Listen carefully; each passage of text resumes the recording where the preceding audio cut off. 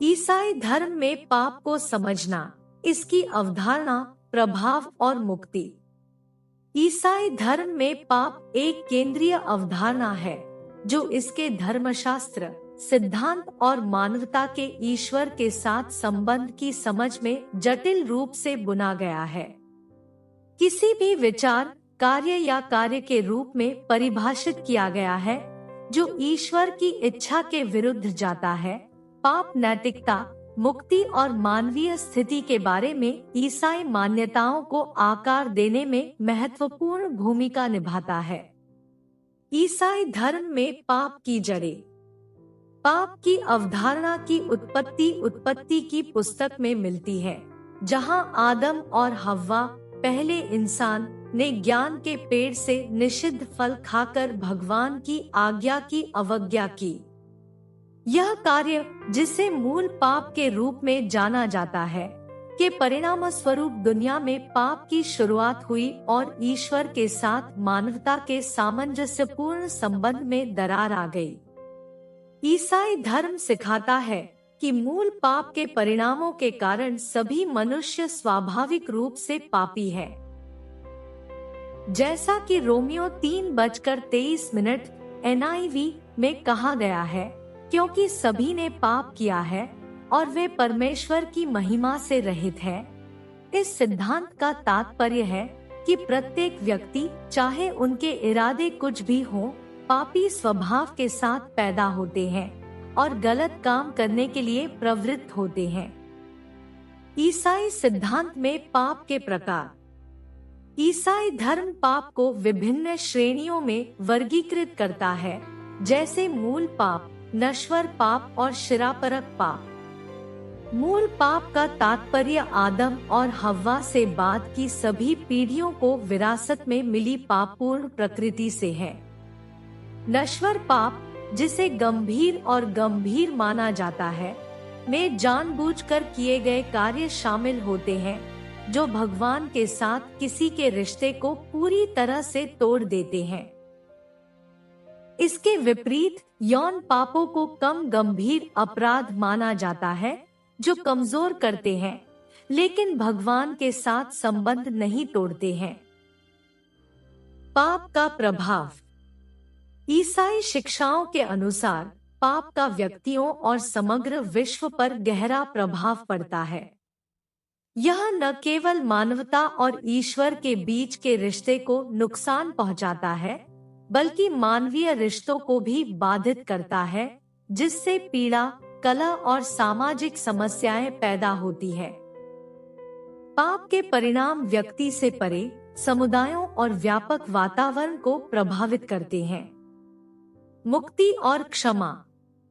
पाप की व्यापक उपस्थिति और प्रभाव के बावजूद ईसाई धर्म मुक्ति और क्षमा की अवधारणा के माध्यम से आशा प्रदान करता है।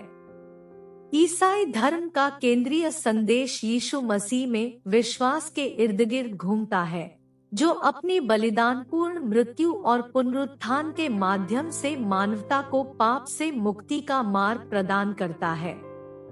ईसाइयों का मानना है कि ईसा मसीह में विश्वास और अपने पापों के लिए पश्चाताप के माध्यम से व्यक्ति क्षमा और ईश्वर के साथ मेलमिलाप प्राप्त कर सकते हैं। नए नियम में जॉन 3:16 NIV इस विश्वास को संक्षेप में प्रस्तुत करता है, क्योंकि परमेश्वर ने जगत से ऐसा प्रेम रखा कि उसने अपना एकलौता पुत्र दे दिया, ताकि जो कोई उस पर विश्वास करे वह नाश न हो परंतु अनंत जीवन पाए।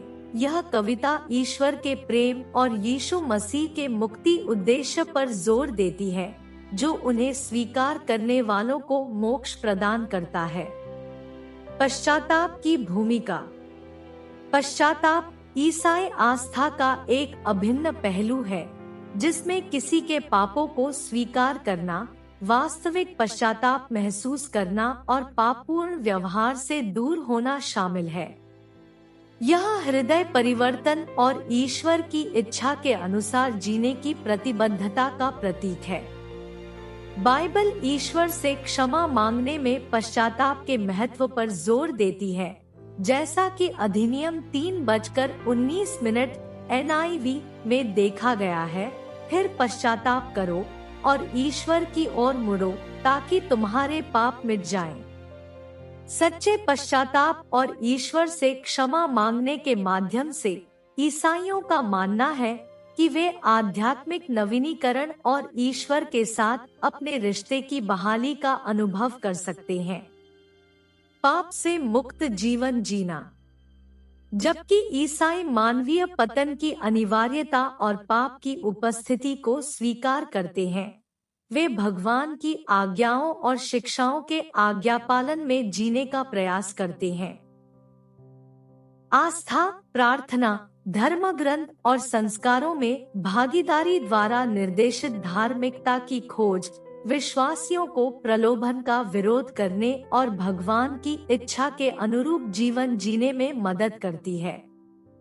निष्कर्ष: ईसाई धर्मशास्त्र में पाप एक महत्वपूर्ण स्थान रखता है, जो मानव स्वभाव, नैतिकता और मुक्ति की आवश्यकता के बारे में मान्यताओं को आकार देता है।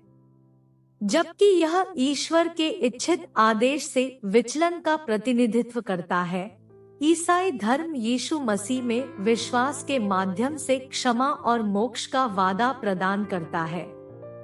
पाप की अवधारणा मानवता की अंतर्निहित अपूर्णता की याद दिलाती है, साथ ही दैवीय अनुग्रह और मुक्ति की परिवर्तनकारी शक्ति पर भी जोर देती है।